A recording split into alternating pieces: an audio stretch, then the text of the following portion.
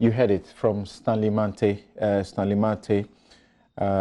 who is with the Ghana Water Company Limited. But before that, you heard the presidency. Let's check if his presidency is on the line. He put his presidency on the line, really. And the lands minister, Kweku Asma Treme, was the one who was on the ground and showing us all of that, wreck, all of that havoc. And Stanley Mante is bringing us a perspective. If you don't think about it beyond the forest that we are destroying, then think about how close it's getting to you by the destruction of the water bodies. And the Ghana Water Company had told us earlier that in the next less than 10 years, if we are not careful, we may have to import water. Now that we don't import it, all right, let's see how it gets. So the new change by addition to our panel is Dr. Nadede Tego, project coordinator of the Interministerial Committee on Illegal Mining. Thank you very much for joining us, Doc. Thank you. Okay, so educators, the Vanguard team, we understood, was sort of the panacea and was doing a good job and stopping all of this. Now the minister takes us to a place to show us, give us evidence that this is still going on. Where are we? Thank you. To talk about Vanguard, Vanguard has done a wonderful job. It's a human institution, but Vanguard has done so well. In addition to Vanguard, we have another task force, that's a Galamsey task force. However, one thing we should accept about the situation is that it's not something that only Vanguard can do it. We as citizens, we all have to play our role. The minister talked about the fact that when you leave, when you're at one place, they move to the next place. Because they can't have omnipresence, we as citizens, especially those in the local communities, we see it before. Initially, they will start by building maybe some sort of structure. We don't talk about it. We wait until the situation has gotten out of hands. And the type we see is the type they use, the heavy machines. Yeah. Yes. They call that, is it the Shanzin, or what is it? The Chamfan. Chamfan. Yes. Okay, so the Chamfan is more or less like a brand. So it's a dredger. It's a dredger. Yes. And it can't get to the place unnoticed. Yeah. Sometimes they can fix it over there. They can do it overnight. Okay. It's locally fabricated. So it's not something that I'll say it's always imported. That's what we thought initially. So what the Vanguard does this time is that whenever they see them fabricating it, they destroy it. And we'll call on citizens within the community to show us where these things are being done. They are so much resourced that the moment you destroy it, overnight you find another one. The rate at which we destroy it and the rate at which a new one is constructed, if not the same, I think the rate of construction goes ahead. Okay. Yeah. So tell us briefly, what's the success story so far? Because as it were, otherwise the presidency is on the line. Okay. Okay, so I think somewhere in March 2017, there was a ban. And during the ban, the committee, the Interministerial Committee on Illegal Mining was formed. And as he said, one of their responsibility was to ensure that policies are put in place to streamline the sector. One of the very first things that the committee did was to vet the license. And so the Minerals Commission presented approximately 1,003 licenses, and they were vetted. During the vetting, a few observations were made, and I would say that in our new program that we are going to launch, or we've started working on the community mining, we are going to improve on this. For instance, miners had nothing like their TIN number being associated with them, and so one could say that who is paying tax here? Some names were somehow ghost names. You had to maybe, each group had to be like, normally you have a group of 10 miners forming one group or one mining group.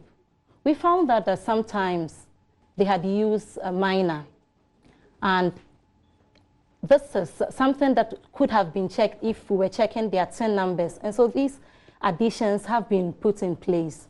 So these minors were vetted, and after that, they were asked to go back to mine. There were quite a number of categories. We had category A.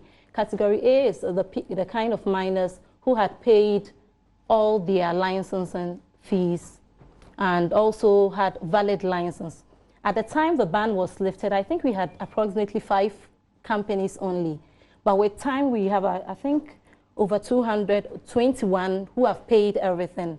Some are also in the process of renewing their license. So out of excess of 1,000 licenses that were vetted, yes, you had about 200, getting approved to continue their work. Is that what you're saying? Okay, so in case of like fully qualified, we had, I think, less than 20 or so. I'm not sure of the number. I should have, I could check whilst here. Okay. But then there was a meeting with the small-scale miners, and they agreed that, looking at the fact that they had stayed at home for a long period of time, they should be allowed to mine, especially those with partial pass, should be allowed to mine. And with a partial, it's either you hadn't paid one fee or the other. And there's a particular fee that is the operating permit, which is a yearly fee. So looking at the time that the ban was put in place, then it means that a lot of people hadn't paid their operating fee. So that's something that was considered. So we have over 500 people who are currently working. The remaining have multiple issues. What we did again was that we associated their TIN numbers with the company. And so we are still waiting for GRA to verify some people's TIN number. So it's still in the process. Some, it's a mere issue of TIN. Others presented documents that did not belong to them. And so there was a need for power of attorney, which they haven't presented. We had a case where during the vetting, someone came in standing in for another person, but eventually happened that he was not sent. So these are a few things that one has to watch before. These things that you have done, yes, or you have sought to do, how has it helped in checking the purpose for setting up your committee? Okay, so these things, what we've done, for instance, once we have the list, which we update on a weekly basis, we send it to the Minerals Commission. We send it to all the agencies. We send it to the chief executive. So if you want to mine, usually you would go, if within a particular enclave, you would go to the chief executive and he will check whether your company name is in the list. And so they have a fair idea of the companies that they are expecting within their jurisdiction. So one, it has helped to see those who are legal and those who are illegal. One of the things that we did was with a database that we've created, we have a QR code where one can access, or regulators can access on site to know whether your company has a valid license or not. Which means that if I'm from Minerals Commission and I'm doing a regular check, I need not pick all my documents. I don't need so many documents before I can find out. With my QR code, I'll be able to validate whatever information that will be given to me by... So those that you have certified to do the work, is there a way to monitor to ensure that whilst they are legal, they are not doing the illegal thing? Okay, that's something that has been done. So currently, that's what Operation Vanguard does. That's what the IMCIM task force does. And in some areas, or most of the areas where we have drones, that's what they do. The role of the drone pilot is to check that they work within their boundaries. So we've given a particular boundary. We did, prior to vetting, we had mapped everybody's boundary as said by the person and compared it with what was available. And so usually, one of their routines is to, once a while, pick one company and just map around that the boundaries of the concession. So from what we have seen by this example that the minister shows us, I can imagine without you and the Vanguard and the other team being on the ground, what the situation would have been. But from what we have seen, what would be your challenge? And would you contest someone who says you have failed? No, I don't think we have failed. It's a fight that has to be sustained. The people on the ground need to know that we are serious about it. And personally, and from what I've heard from most of the large-scale mining companies, it's a routine. What miners usually will do, getting in an election year, is that they know that politicians in quote need their votes. Blackmail. Yes, so it's blackmail. So if at this time we make sure that we sustain the fight, they will know that that era is no more. That's one of your major challenges. Yes, so that's something we have to do. And we here is the team on the ground, is the media. This is the time we need you most. This is the time that you need to talk more about it. The task force will do their work, but every hands should be on deck at this point, being an election year.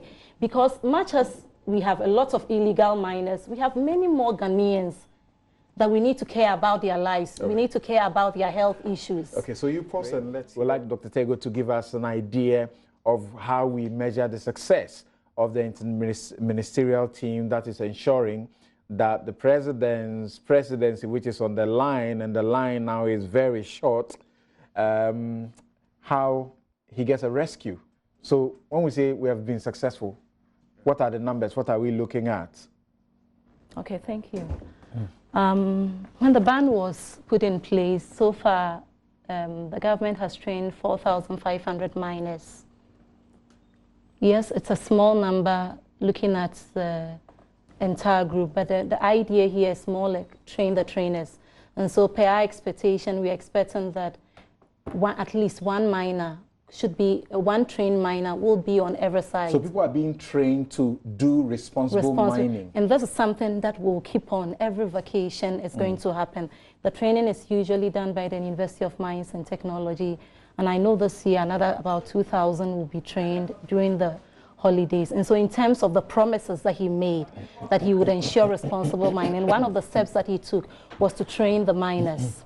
So it's not just about driving these illegal miners away. No. It's about first stopping them from doing the illegal mining and then taking them through a process of rehabilitation. Exactly. To get them to acquire the skills to do it well. Exactly. Okay. So we look here, we're looking at the scenario where we want to believe that some miners really don't know what is right.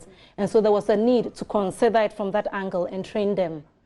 Making sure that at least you have put in that step to make sure that they know what is right. So training the miners was one of the things he has done and will continue to do. Another thing was that there are two groups of people generally, in my view here. There's a group that you can tell them to stop mining. And there's the other group that you cannot convince. If you look at the scenario of what happened at Elembele, where 4 people died, this is an illegal pit.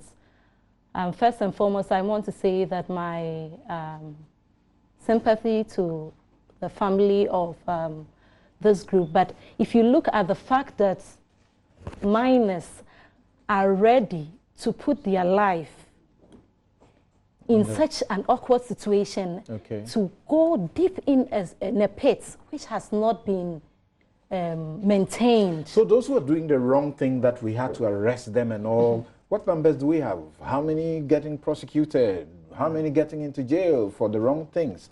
Or it's just a period of arrest you and say, don't do the wrong thing again. Come back, let's teach you how to do it right.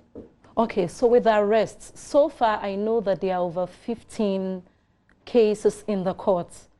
The new law gives the opportunity for, if found guilty, 20 to 25 years.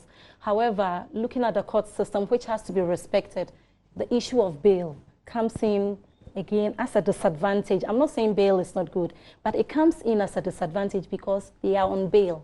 And during the period that they're on bail, they do what they like. They go back there. Really? They go back to different sites. They might not go to this, like you heard over there. They might go to another site. They are daring. Right. They are thinking we'll give up. It's the mindset. They've been doing this for a long period.